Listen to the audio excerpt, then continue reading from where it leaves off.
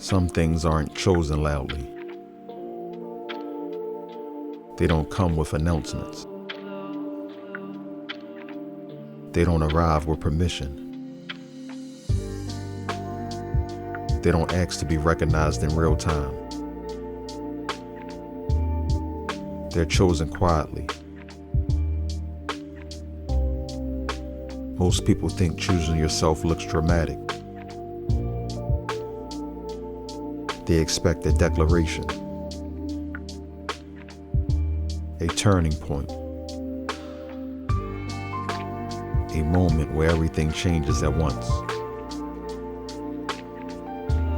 That's not how it happens. Real choosing happens in silence, in small decisions no one sees, in restraint that doesn't get credited, in consistency that looks boring from the outside.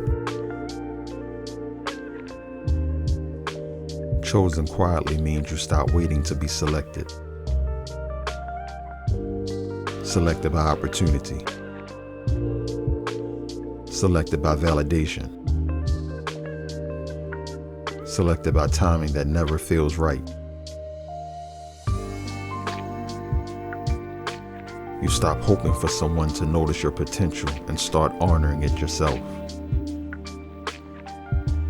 That shift doesn't feel exciting at first. It feels lonely.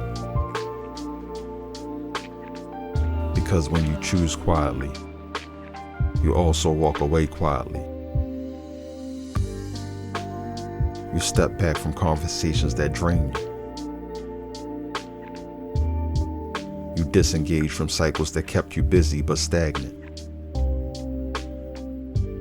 You stop explaining choices that were never meant to be understood. There's no applause for that. Most people won't even realize you've changed. They'll just feel that access is different. That's the cost. When you choose quietly, you don't get instant confirmation. You don't get immediate results. You don't get reassurance that you're doing the right thing. You get space. And space is uncomfortable if you're used to noise. But space is where clarity forms. It's where your pace slows enough to hear yourself think. Where your decisions stop being reactive. Where you begin to recognize what actually matters. Chosen quietly doesn't mean passive. It means deliberate.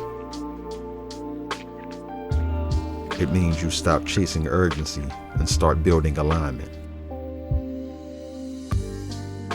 You don't rush to respond. You don't rush to react. You don't rush to fill silence with movement just to feel productive. You let things settle.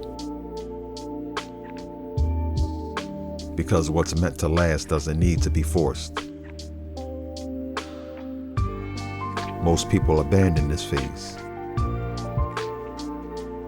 Not because it's hard, but because it doesn't feel rewarding yet. There's no external feedback loop. No audience. No scoreboard. Just you and the decision to stay. That's why this phase changes you. It teaches patience without comfort. Discipline without recognition. Confidence without permission. You start realizing something important. You don't need to be chosen publicly if you've already chosen yourself privately. From that point on, your movements change. You speak less. Not because you have nothing to say, but because you no longer need to fill space. You move slower.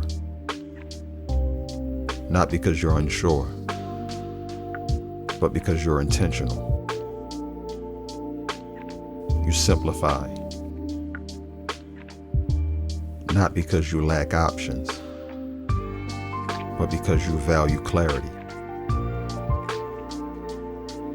Chosen quietly means your standards rise even when no one's watching. It means you hold the line when cutting corners would be easier. It means you protect your rhythm instead of borrowing someone else's. And over time, something shifts.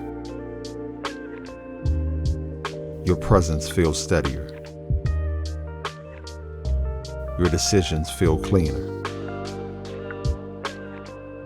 Your confidence stops asking for approval. Not because you became louder, but because you became anchored. That's the power in choosing quietly. When results come, they don't feel shocking.